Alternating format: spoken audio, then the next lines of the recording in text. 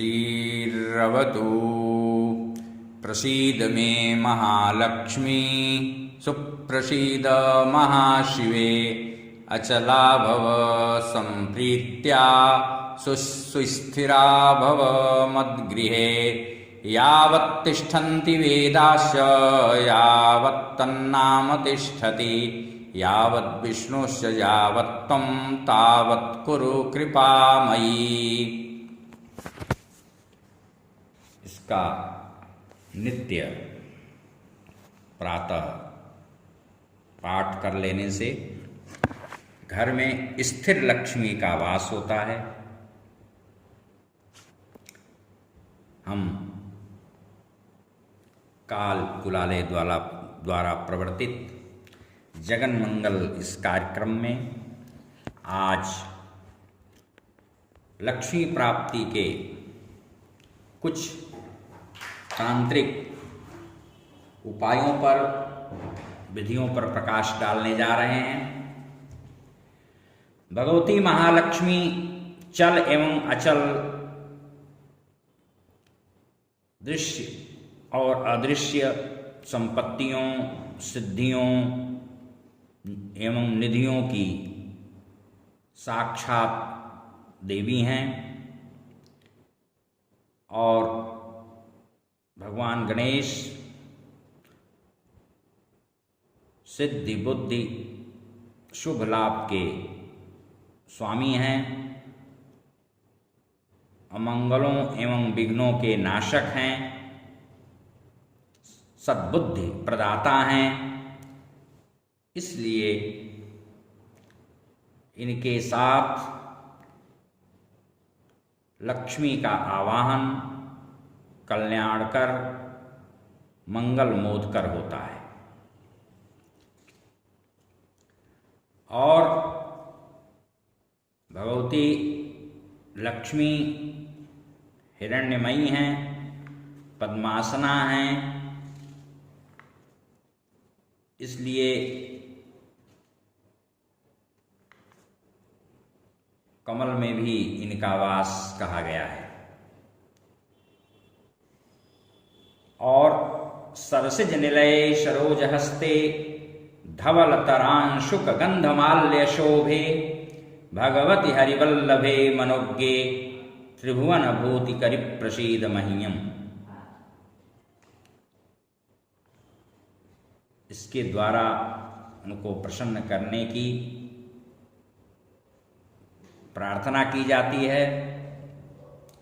बिल्वपत्र में, कमल में, पुष्पों में, सुगंधित पुष्पों में लक्ष्मी का वास होता है। और लक्ष्मी यानी अर्थ, धन,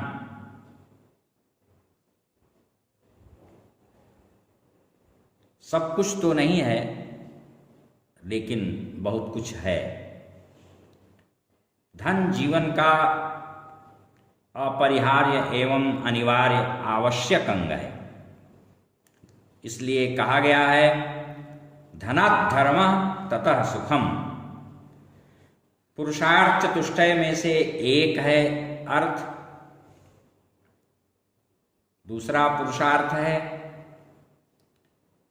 चारों पुरुषार्थों में से दो धर्म और मोक्ष से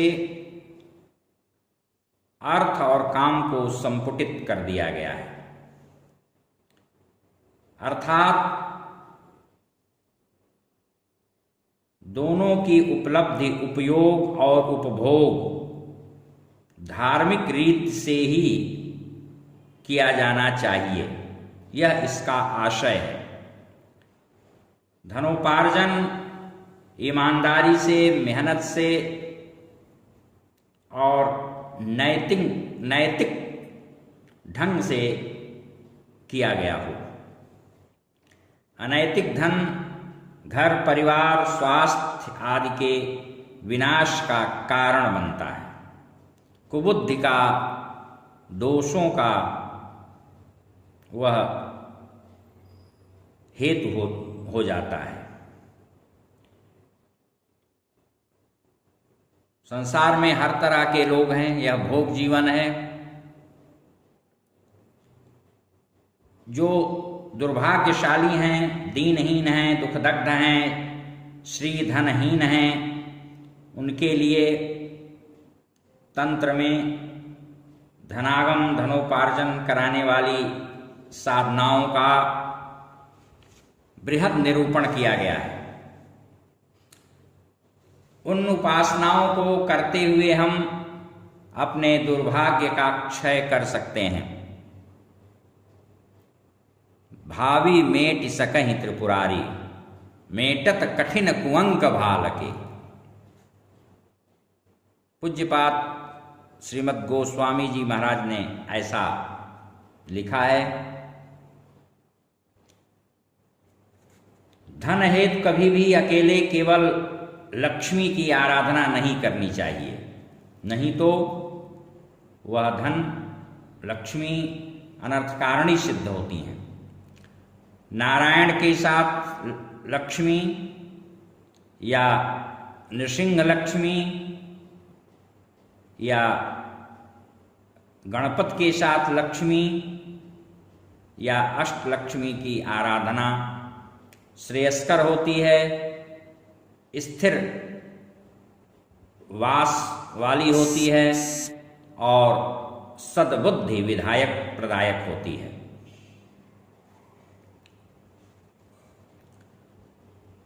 लक्ष्मी प्राप्ति के अनेक उपाय बताए गए हैं और लक्ष्मी का जब हम अर्चन करें तो उनकी अंग पूजा जरूर करें।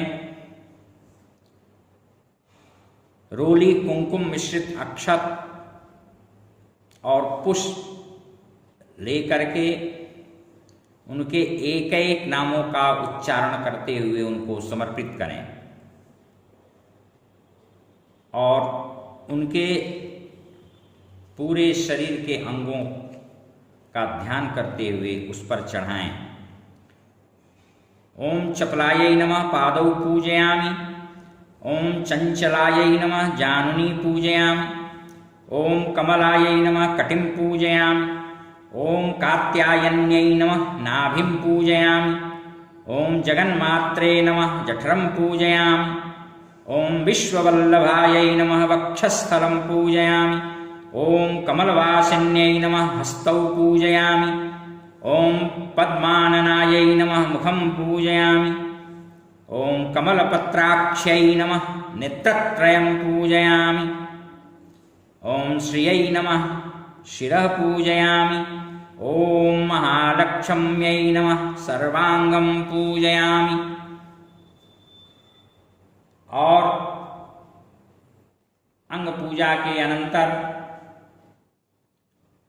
आठों दिशाओं में आठों सिद्धियों की पूजा भी महालक्ष्मी के पास की जाती है। ओम अणिम्ने नमः पूर्वे, ओम महिम्ने नमः अग्निकोणे, ओम गरिम्ने नमः दक्षिणे, ओम लघिम्ने नमः नैऋत्ये, ओम प्राप्त्यै नमः पश्चिमे, ओम प्राकाम्यै नमः वायव्ये, ओम ईशितायै नमः उत्तरे तथा ओम वशितायै नमः ईशान्याम। उसके पश्चात आठों दिशाओं में महालक्ष्मी के पास इसी तरह से अष्टलक्ष्मी की पूजा की जाती है। ओम आद्यलक्ष्म्यै नमः, ओम विद्यालक्ष्म्यै नमः, ओम सौभाग्यलक्ष्म्यै नमः, ओम अमृतलक्ष्म्यै नमः, ओम कामलक्ष्म्यै नमः, ओम सत्यलक्ष्म्यै नमः, ओम भोगलक्ष्म्यै नमः, ओम योगलक्ष्म्यै नमः। इस प्रकार इनका अर्चन भावयुक्त होकर के अगर किया जाए और श्री सूक्त के मंत्रों से किया जाए तो और भी उत्तम धन प्रदायक सिद्ध होता है। पुरुष सूक्त के साथ श्री सूक्त जो कि वैदिक ऋचाएं हैं उनकी साधना सिद्धि, उनसे हवन, बेल का गूदा गोघृत में डुबो डुबो करके एक एक मंत्र को बोलते हुए आहुति दी जाए। लक्ष्मी स्तोत्र, कनक धारा स्तोत्र, पृथ्वी एवं अन्नपूर्णा की साधना से भी धन धान्यादि की वृद्धि समृद्धि होती है।